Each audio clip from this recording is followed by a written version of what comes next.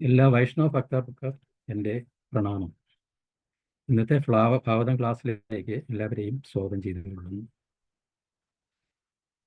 ജയ രാധ മാധവ ജയ കുഞ്ച വിഹാരി ജയ ഗോപിചന വല്ലഭ ജയ ഗിരിവരധാരി ജയ രാധ മാധവ ജയ കുഞ്ച വിഹാരി ജയ ഗോപിചന വല്ലഭ ജയ ഗിരിവരധാരി യശോദനന്ദന വ്രജജനരഞ്ജന യശോദനന്ദന വ്രജജനരഞ്ജന യമുന തീരാവനചാരി യമുന തീരാവനചാരി ജയ രാധ മാധവ ജയ കുഞ്ച ബിഹാരി. ഹരേ കൃഷ്ണ കൃഷ്ണ കൃഷ്ണ ഹരേ ഹരേ ഹരേ രാമ രാമ രാമ ഹരേ ഹരേ ഹരേ കൃഷ്ണ കൃഷ്ണ കൃഷ്ണ ഹരേ ഹരേ ഹരേ രാമ രാമ രാമ ഹരേ ഹരേ. ഓം നമോ ഭഗവതേ വാസുദേവായ. ഓം നമോ ഭഗവതേ വാസുദേവായ. ഓം നമോ ഭഗവതേ സത്യം നരം ചൈവ നരോത്തമം ദേവീം സരസ്വതീം വ്യാസം തതോ ജയമുദിരയെ നഷ്ടപ്രായശ്വ ഭദ്രേഷു നിത്യം ഭാഗവത സേവയ ഭഗവതീ ഉത്തമ ശ്ലോകേ ഭക്തിർഭവതി നിഷ്ടകി മൂകം കരോതി വാചാലം പങ്കുലംഘിരം കൃപാതമഹം വന്ദേ ശ്രീഗുരുദീനതാരിണം ശ്രീ ചൈതന്യമീശ്വരം ശ്രീ പരമാനന്ദമാധവം.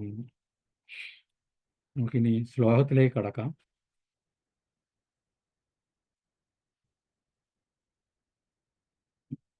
ശ്രീമദ് ഭാഗവതത്തിലെ 1-ാം സ്കന്ധത്തിൽ 7-ാമത്തെ അധ്യായത്തിലെ 9-ാമത്തെ ശ്ലോകമാണ് എന്നുള്ളത്. 1:7-9. ഇതിൽ സൗനകമുനിയുടെ ഒരു ചോദ്യമാണ് പ്രധാനമായിട്ടും ഉന്നയിക്കുന്നത്. സൗനക ഉവാച. ഹരേ കൃഷ്ണ. ശബ്ദം ഇല്ലാത്തതാണോ എനിക്ക് കേൾക്കാത്തതെന്ന് അറിയത്തില്ല.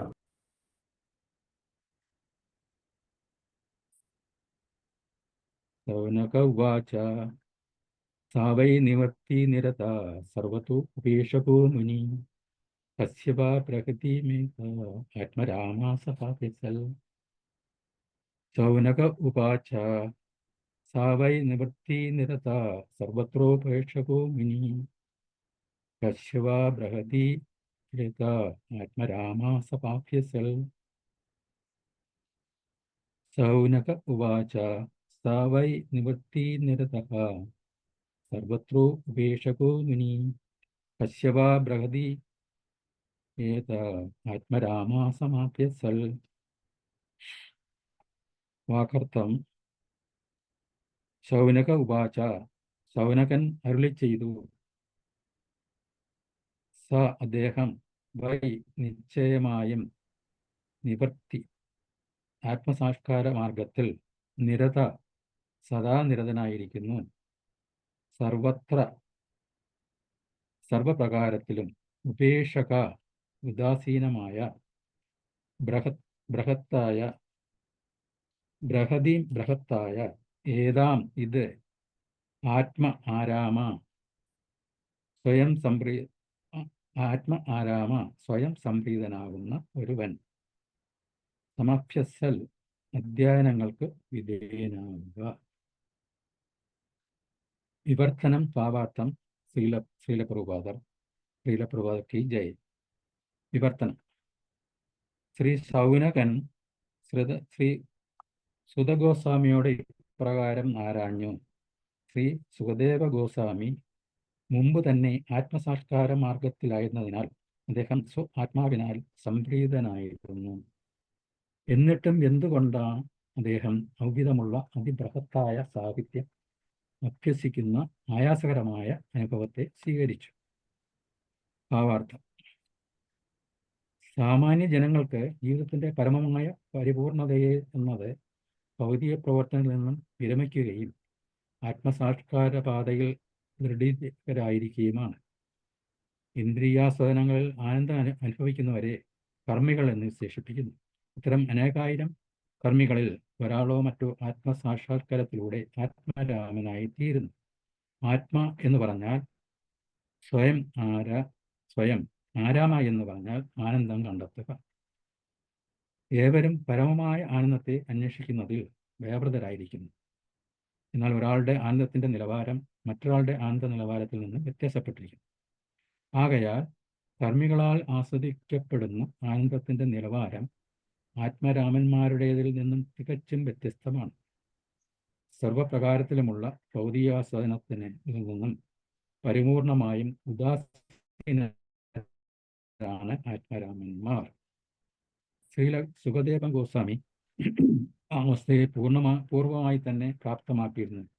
എന്നിട്ടും അതിവിശാലമായ ഭാവത സാഹിത്യം അഭ്യസിക്കുക എന്ന അത്യന്തം ആയാസകരമായ ഉദ്യമത്തിൽ ആകർഷിക്കുന്നതിനായി സർവവേദവിജ്ഞാന അധ്യയനങ്ങളിലും മികച്ചു നിൽക്കുന്ന ആത്മരാമന്മാർക്ക് പോലും ശ്രീമദ് പഠനം ബിരുദ അധ്യയനമാകുന്നുവെന്ന് ഇത് വിവക്ഷിക്കുന്നു.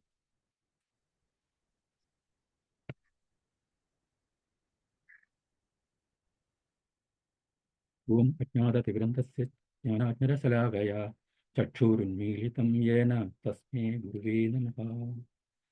ഹേ കൃഷ്ണ കരുണാ സിന്ധു ദീനബന്ധു ജഗത്പദേ ഗോപേശ ഗോപികാകാന്ത രാധാകാന്ത നമസ്തുതേ. തപ്തകാഞ്ചന ഗൗരാംഗീ രാധേ വൃന്ദാവനീശ്വരി ഹർഷഭാനുസുതേ ദേവി പ്രണമാമി ഹരിപ്രിയേ. കൽപ്പതരുഭ്യശ്ച കൃപാസിന്ധുഭ്യ ഏവ ച പതിതാനാം പാവനേഭ്യോ വൈഷ്ണവേഭ്യോ നമോ നമഃ. നമോ ഓം വിഷ്ണുപദായ കൃഷ്ണപൃഷ്ഠായ ഭൂതലേ ശ്രീമതേ ഭക്തിവേദാന്ത സ്വാമിനിധിനാമിനേ. നമസ്തേ സരസ്വതദേവേ ഗൗരവാണി പ്രചാരിണേ നിർവിശേഷ ശൂന്യവാദി പാശ്ചാത്യദേശതാരിണേ.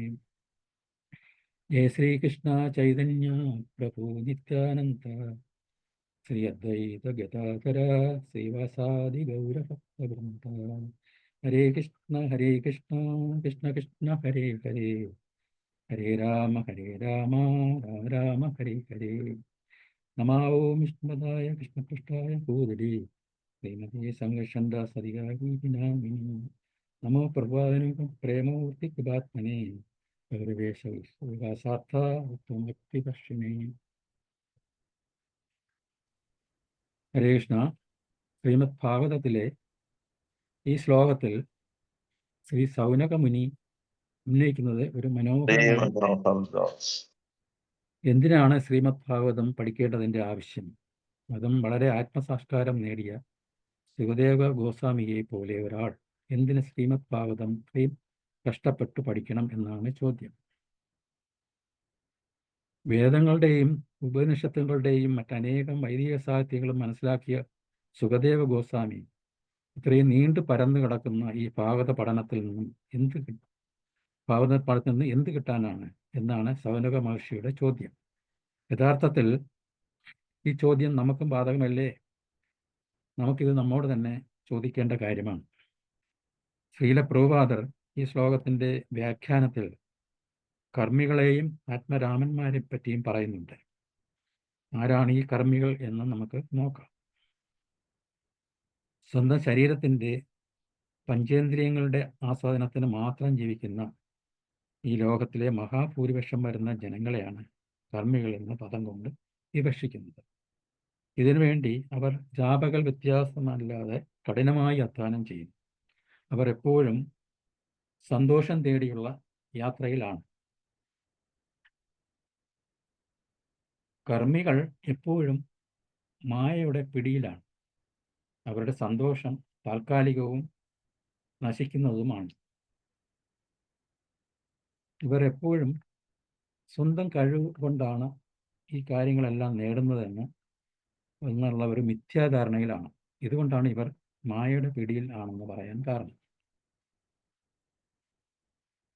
അതുകൊണ്ട് തന്നെ ഒന്നിനും തൃപ്തി വരാത്ത അവസ്ഥയിൽ പുതിയ പുതിയ മേച്ചിൽപ്പുറങ്ങൾ തേടി അലയേണ്ടി വരും.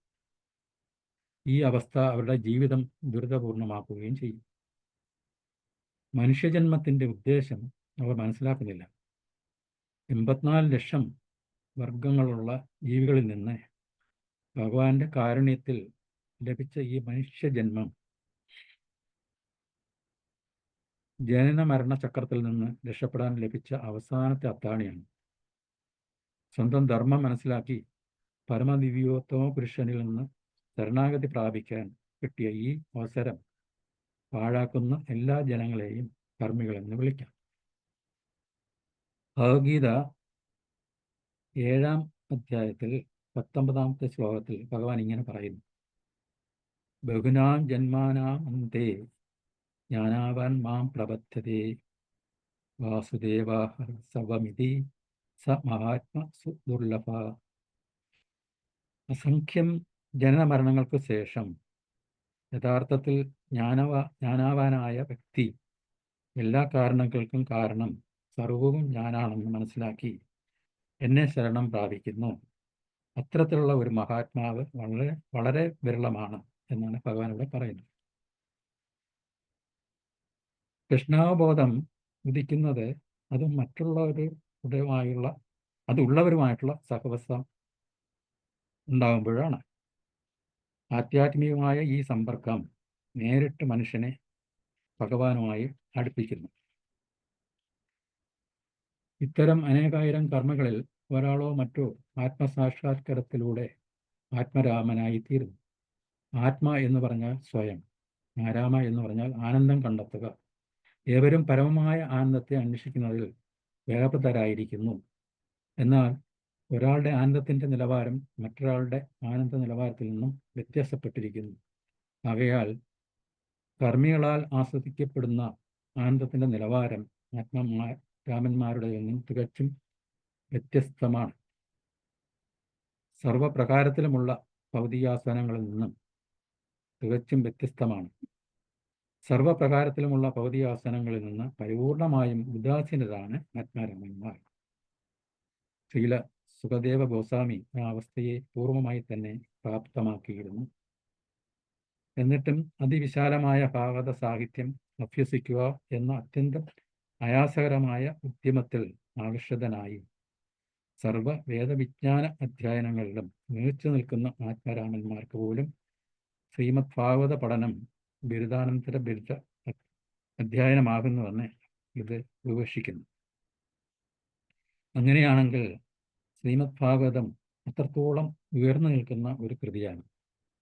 ഇതിൻ്റെ പ്രാധാന്യം മനസ്സിലാക്കണമെങ്കിൽ ഭാഗവത രചനയുടെ ചരിത്രം മനസ്സിലാക്കണം. വ്യാസദേവൻ വളരെയധികം കൃതികൾ രചിച്ചിട്ടുണ്ട്. അതിൽ നിന്നെല്ലാം കാര്യമായ ഒരു സന്തോഷം പക്ഷേ അദ്ദേഹത്തിന് ലഭിച്ചില്ല. വേദങ്ങളുടെ ഒരു സംഗ്രഹം ആയ വേദാന്ത സൂത്രവും എഴുതി. എന്നിട്ടും അദ്ദേഹം അസംപ്രീതനായിരുന്നു. തൻ്റെ ഗുരുവായ നാരദമുനിയെ കണ്ടപ്പോൾ അദ്ദേഹം ഈ കാര്യങ്ങൾ പറയുകയും ഇത് കേട്ട മാത്രയിൽ തന്നെ ആത്മീയ ലോകങ്ങളിലും ഭൗതിക ലോകങ്ങളിലും സഞ്ചരിച്ച് കാര്യങ്ങൾ മനസ്സിലാക്കാൻ കഴിവുള്ള നാരദമുനി ഇപ്രകാരം പറഞ്ഞു: നീ ചെയ്ത കാര്യങ്ങളെല്ലാം തന്നെ ശരിയാണ്, പക്ഷേ നീ ഒരു കാര്യം വിട്ടുപോയി. എന്തെന്നാൽ നീ പരമദിവ്യോത്തമ പുരുഷനെയും അദ്ദേഹത്തിൻ്റെ ലീലകളെയും കുറിച്ച് വിശദമായി വർണ്ണിച്ചിട്ടില്ല. അതാണ് നിന്റെ സന്തോഷമില്ലായ്മയുടെ കാരണം. ഇത് പരിഹരിച്ചുകൊണ്ട് എഴുതി തുടങ്ങണം. അപ്പോൾ നിനക്ക് സന്തോഷമുണ്ടാകും. നാരദമുനിയുടെ ഈ ഉപദേശം ശിരസാ വഹിച്ചുകൊണ്ട് വ്യാസദേവൻ വേദാന്ത സൂത്രത്തിന് വിശദമായ വ്യാഖ്യാനം നൽകിക്കൊണ്ട് ഭഗവാൻ ശ്രീകൃഷ്ണനെയും അദ്ദേഹത്തിൻ്റെ അവതാരങ്ങളെയും ലീലകളെയും കുറിച്ചും 11,000 ശ്ലോകങ്ങളിൽ അതിബൃഹത്തായ ശ്രീമദ് ഭാഗവതം എന്ന മഹത്തായ ഗ്രന്ഥം രചിക്കുകയും ചെയ്തു.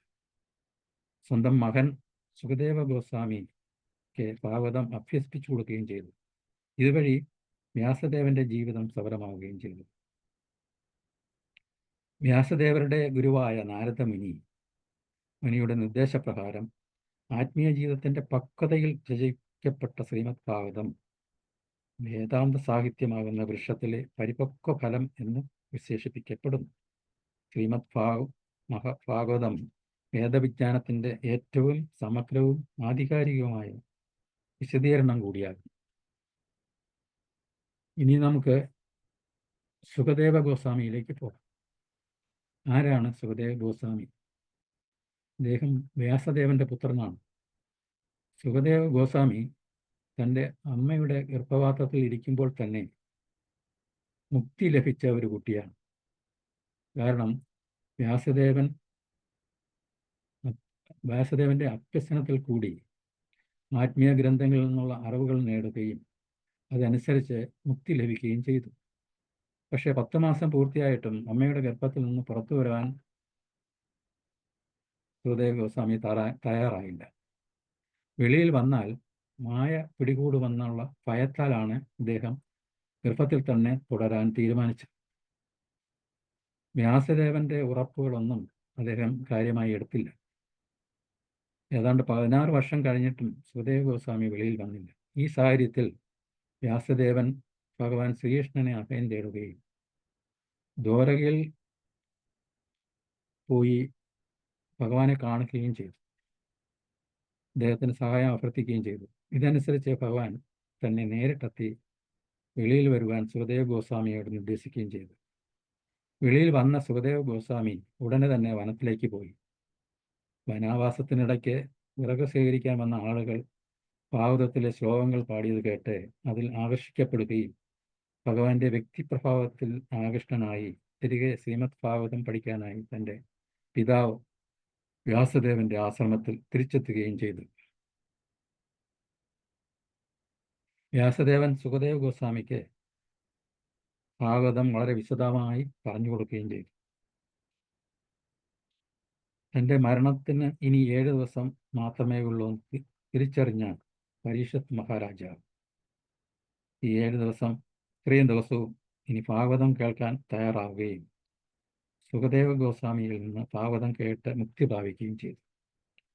സുഖദേവ ഗോസ്വാമി അത്രയും പരിശുദ്ധ ഭക്തനാണ്. അദ്ദേഹം ആത്മസാക്ഷാത്കാരം നേടിയ ആത്മരാമനിൽ ശ്രേഷ്ഠനാണ്. അദ്ദേഹം 12 മഹാചരന്മാരിൽ ഒരാളും കൂടിയാണ്. ഇനി നമുക്ക് ശ്രീമദ് ഭാഗവതം ശ്രവണവും പാരായണവും കൊണ്ട് എന്താണ് പ്രയോജനമെന്ന് നോക്കാം. ഭഗവത്ഗീത 6-ാം അധ്യായത്തിൽ 34-ാം ശ്ലോകത്തിൽ അർജുനൻ ഇങ്ങനെ പറയുന്നു: മനസ്സ് ചഞ്ചലമാണ്, പ്രക്ഷുബ്ധമാണ്, വഴങ്ങാത്തതും ബലമേറിയതുമാണ്. കൃഷ്ണ, അതിനെ നിയന്ത്രിക്കാൻ കാറ്റിനെ പിടിച്ചു നിർത്തുന്നതിനേക്കാൾ പ്രയാസമുണ്ടെന്ന് എനിക്ക് തോന്നുന്നു. ഈ ശ്ലോകത്തിൻ്റെ ഭാവാർത്ഥത്തിൽ ശ്രീല പ്രഭുപാദർ പറഞ്ഞിരിക്കുന്ന ഒരു പ്രധാന കാര്യം നമ്മുടെ മനസ്സ് ബുദ്ധിക്ക് വഴങ്ങണമെന്നാണ്. പക്ഷേ ചിലപ്പോൾ ബുദ്ധിയെ മനസ്സിൻ്റെ ശക്തിയും വാശിയും കൊണ്ട് കീഴടക്കി കളയും. മനസ്സിന് വഴി കാട്ടേണ്ടതാണ് ബുദ്ധി. എങ്കിലും ബുദ്ധി ഇവിടെ കീഴടങ്ങുന്നു. അതുകൊണ്ട് മനോനിയന്ത്രണം ഏറ്റവും പ്രാധാന്യമേറിയതാണ്. വൈദിക ശാസ്ത്രത്തിലെ കഠോപനിഷത്തിൽ ഇങ്ങനെ പറയുന്നു: ഭൗതിക ദേഹമാകുന്ന രഥത്തിലെ തേരാളിയാണ് ജീവാത്മാവ്. ബുദ്ധിയാണ് അതിനെ നിയന്ത്രിക്കുന്ന സാരഥി. മനസ്സ് കടിഞ്ഞാണ്. ഇന്ദ്രിയങ്ങൾ കുതിരകളുമാണ്. ഇന്ദ്രിയങ്ങളുടെയും മനസ്സിൻ്റെയും സമ്പർക്കത്താൽ ജീവൻ സുഖദുഃഖങ്ങൾ അനുഭവിക്കുന്നു. അഭിജ്ഞരായവർ ഇത് മനസ്സിലാക്കുന്നു. ഭഗവത്ഗീതയിലെ 6-ാം അധ്യായത്തിൽ 47 ശ്ലോകത്തിൽ ഇങ്ങനെ പറയുന്നു: യോഗീനാമപി സർവേഷാം മത് ഗതേന്ദ്രാത്മനാ ശ്രദ്ധാവാൻ ഭജതേ യോ മാം സമേ യുക്ത തമോമ. പൂർണ്ണ വിശ്വാസത്തോടെ എപ്പോഴും എന്നിൽ തന്നെ നിലകൊള്ളുകയും എന്നെ തന്നെ ധ്യാനിച്ചുകൊണ്ട് പ്രേമപൂർവ്വം എൻ്റെ ദിവ്യസേവനത്തിൽ ഏർപ്പെട്ടുകൊണ്ടിരിക്കുകയും ചെയ്യുന്നവന് എല്ലാ യോഗികളിലും വെച്ച് അത്യുന്നത യോഗി. എന്നോട് ദൃഢമായി യോഗത്തിൽ ബന്ധപ്പെട്ടിരിക്കുന്നവനും ഇതാണ് എൻ്റെ അഭിപ്രായം. ഭഗവാൻ പറയുന്ന കാര്യങ്ങളാണ്. ഭഗവത്ഗീത 10-ാം അധ്യായത്തിൽ 10-ാം ശ്ലോകത്തിൽ ഭഗവാൻ ഇങ്ങനെ പറയുന്നു: തേഷാം സതതയുക്താനാം ഭജതാം പ്രീതിപൂർവകം ദദാമി ബുദ്ധിയോഗം തേന മാമോപയന്തിതേ. പ്രേമഭക്തിയോടെ എന്നെ സദാ ആരാധിക്കുന്നവർക്ക് എന്നെ പ്രാപിക്കാൻ ഉതകുന്ന ബുദ്ധിവിശേഷം ഞാൻ നൽകും. മറ്റ് വിശദീകരണങ്ങളൊന്നും ആവശ്യമില്ല. കാരണം ഭഗവാൻ ഈ ശ്ലോകങ്ങളിൽ കൂടി വളരെ വ്യക്തമായ ഉപദേശമാണ് നൽകുന്നത്. ശ്രീമദ് ഭാഗവതം വായിക്കുകയും ശ്രവിക്കുകയും മറ്റുള്ളവർക്ക് പറഞ്ഞു കൊടുക്കുകയും ജീവിതത്തിൽ നടപ്പിലാക്കുകയും ചെയ്യുന്നവർക്ക് ആത്മസാക്ഷാത്കാരം നേടുന്നതിന് ഉള്ള ബുദ്ധി ഭഗവാൻ തന്നെ നൽകുന്നതാണ്. ശ്രീമദ് ഭാഗവതത്തിൽ 1-ാം സ്കന്ധം 2-ാം അധ്യായം 18-ാം ശ്ലോകത്തിൽ എന്താണ് പറയുന്നത് നോക്കാം. നഷ്ടപ്രായേഷു അഭദ്രേഷു നിത്യം ഭാഗവത സേവയാ ഭഗവതി ഉത്തമ ശ്ലോകേ ഭക്തി ഭഗവതി നൈഷ്ഠികി. നിത്യേനയുള്ള ഭാഗവത ശ്രവണത്തിലൂടെയും ചുക്തഭക്തന്മാരെ സേവിക്കുന്നതിലൂടെയും ഹൃദയത്തിൻ്റെ പ്രക്ഷുബ്ധമാക്കുന്നതൊക്കെയും പരിപൂർണമായി നശിപ്പിക്കപ്പെടുന്നു. മാത്രവുമല്ല, അതീന്ദ്രിയ പ്രാർത്ഥനാഗീതങ്ങളാൽ പ്രകീർത്തിക്കപ്പെടുന്ന പരമദിവ്യോത്തമ പുരുഷന്റെ പ്രേമയുക്ത സേവനം പിൻവലിക്കാനോ മാറ്റാനോ സാധ്യമല്ലാത്ത കർമ്മമായി സ്ഥിരകൃതമാകുന്നു. നിത്യേനയുള്ള ഭാഗവത ശ്രവണം ഭഗവാനുള്ള പ്രേമഭക്തി ഉണ്ടാക്കുകയും മതിഭ്രമം അല്ലെങ്കിൽ ഇല്യൂഷൻ, ഭയം, വിഷാദം എന്നിവ ഇല്ലാതാവുകയും ചെയ്യുന്നു. ശ്രീലപ്രഭുപാദർ എപ്പോഴും പറയുന്ന ഒരു കാര്യമാണ്, another name of Krishna consciousness movement is Bhagavata dharmam. If we accept it, then the human society will be happy. ഭാഗവത ധർമ്മം എന്ന് പറഞ്ഞാൽ ഒരു വ്യക്തി താനും ഭഗവാനും തമ്മിലുള്ള ബന്ധം എന്താണെന്ന് മനസ്സിലാക്കുകയും അതിനനുസരിച്ച് പ്രവർത്തിക്കുകയും വേണം. ഇതാണ് ഭാഗവത ധർമ്മം. ഭാഗവത ധർമ്മം എന്ന് പറയുന്നത് ഭക്തിയോഗമാണ്. ഭഗവത്ഗീത 18:66 ഭഗവാൻ പറയുന്നത് എന്താണെന്ന് നോക്കാം. സർവധർമാൻ പരിത്യജ മാമേകം ശരണം വ്രജ എന്നാണ്.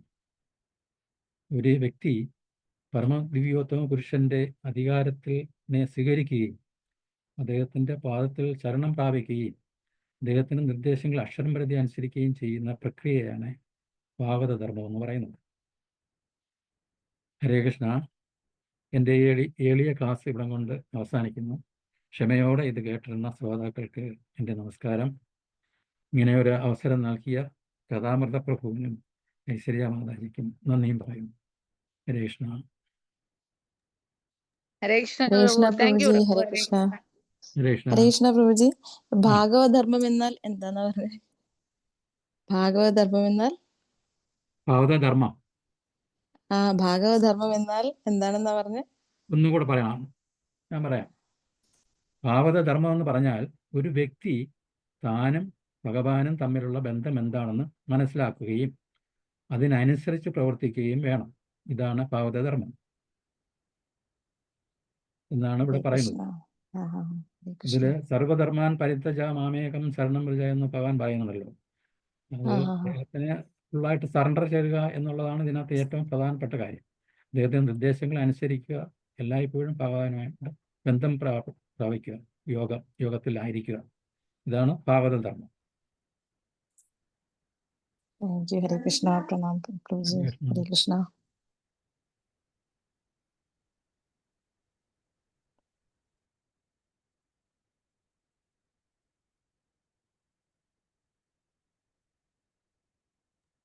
ഹരേ കൃഷ്ണ. താങ്ക് യു പ്രഭു. നന്നായിരുന്നു ക്ലാസ്. ഹരേ കൃഷ്ണ.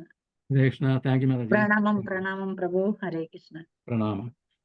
ഹരേ കൃഷ്ണ. ഹരേ കൃഷ്ണ. മുരളി പ്രഭുവിനെ കുറിച്ച് പറയുകയാണെങ്കിൽ മുരളി പ്രഭു നമ്മുടെ ഹരേ കൃഷ്ണ പ്രഭുവിന്റെയും ദേവി മാജിയുടെ അച്ഛനാണ്. പ്രഭു ബൈ പ്രൊഫഷൻ ഒരു വെറ്റിനറി ഡോക്ടറാണ്. ഗവൺമെന്റ് സർവീസിൽ നിന്ന് പ്രഭു റിട്ടയർഡ് ആയി.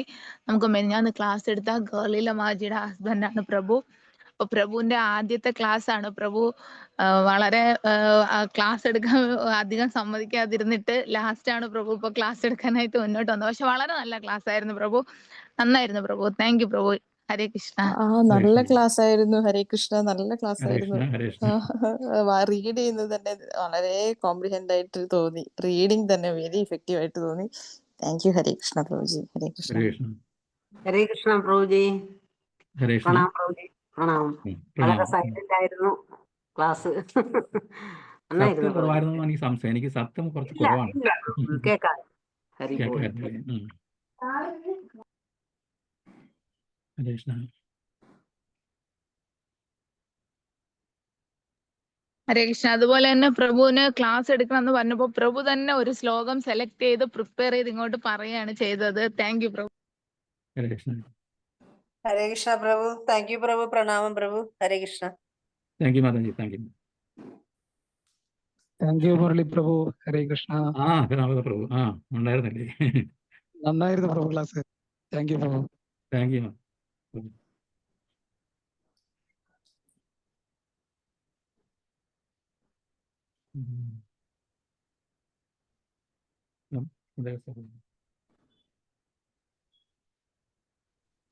പ്രഭു ക്ലോസ് ചെയ്യട്ടെ? അതെ, ക്ലോസ് ചെയ്യാൻ പ്രഭു മാതാജി. Okay. Thank you. Thank you. Hare Krishna. Hare Krishna, Hare Krishna.